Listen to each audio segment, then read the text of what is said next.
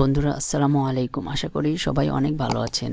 এই পর্বে আমরা অ্যাপিয়ারেন্স সহ অন্যান্য ফাংশনালিটি সম্পর্কে জানব। সো চলুন শুরু করা যাক। প্রথমেই আমরা অ্যাপিয়ারেন্স থেকে থিমসে ক্লিক করব। দেন আমাদের সামনে এরকম একটি ইন্টারফেস ওপেন হবে। এখানে ওয়ার্ডপ্রেসের কিছু ডিফল্ট থিম দেওয়া রয়েছে।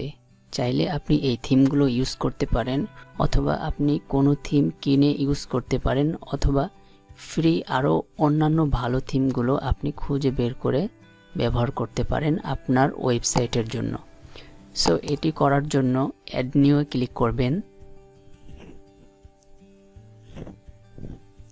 দেন এখানে অনেক ধরনের ফ্রি থিম চলে আসবে। সো এখান থেকে আপনি আপনার পছন্দের ফ্রি থিমটি আপনার ওয়েবসাইটের জন্য ব্যবহার করতে পারেন, অথবা আপনি যদি কোনো মার্কেট প্লেস থেকে থিম কিনে থাকেন তাহলে সেই থিমটি এখান থেকে আপলোড করে দিতে পারেন। সো এখানে যদি আপলোড থিমে ক্লিক করেন তাহলে একটি অপশন দিবে, সেখান থেকে আপলোড করে থিমটি ইউজ করতে পারেন। আমরা যেহেতু ওয়ার্ডপ্রেসের বেসিক বিষয়গুলো শিখছি, সেহেতু ওয়ার্ডপ্রেসের ফ্রি থিমসগুলো নিয়েই আমাদের একটু ঘাটাঘাটি করতে হবে।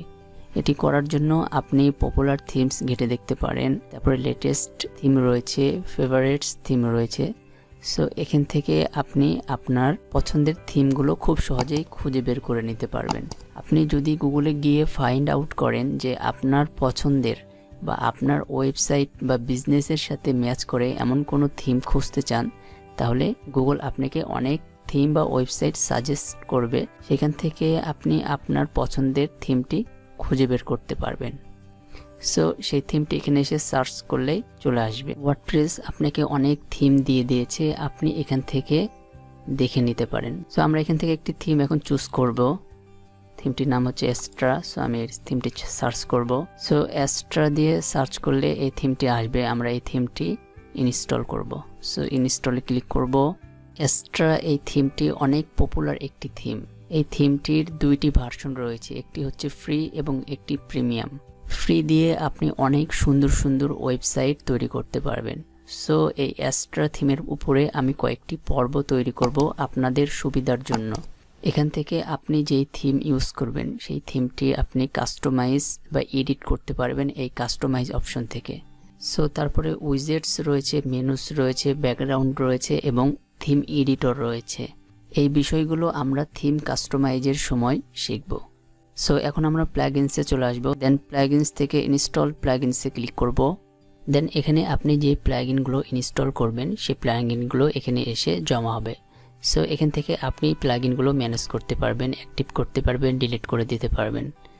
সো প্লাগইন ইনস্টল করার জন্য অ্যাড নিউ ক্লিক করবেন। সো এখান থেকেও ক্লিক করতে পারেন, অথবা এখানে অ্যাড নিউ রয়েছে এখান থেকেও ক্লিক করতে পারেন। সো আমি অ্যাড নিউ ক্লিক করছি। Add new. আপনার প্রিমিয়াম প্লাগইনগুলো আপলোড অপশন থেকে আপলোড করতে হবে এবং ফ্রি যে প্লাগইনগুলো রয়েছে সেগুলো এখান থেকে আপনি দেখতে পাবেন। সো এখানে অনেক প্লাগইন রয়েছে, আপনার যেটা প্রয়োজন বা আপনার ওয়েবসাইটে যেটা প্রয়োজন পড়বে আপনি সেই প্লাগইনগুলো এখান থেকে সার্চ করে পেয়ে যাবেন। সো এটা হচ্ছে প্লাগইনের বিষয়। সো আপনার প্লাগইন ইনস্টল এবং অ্যাক্টিভ করার পরে যদি কোনো কিছু অ্যাড করার প্রয়োজন পড়ে তাহলে আপনি এখান থেকে প্লাগইন এডিটরে ক্লিক করবেন। দেন এখান থেকে আপনি যদি কোডিং জানেন তাহলে সেটা সলভ করতে পারবেন।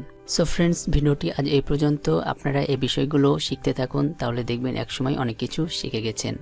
সো ততক্ষণ ভালো থাকবেন, সুস্থ থাকবেন এবং এই চ্যানেলের সাথেই কানেক্টেড থাকবেন। সকলকে অসংখ্য ধন্যবাদ। আসসালামু আলাইকুম।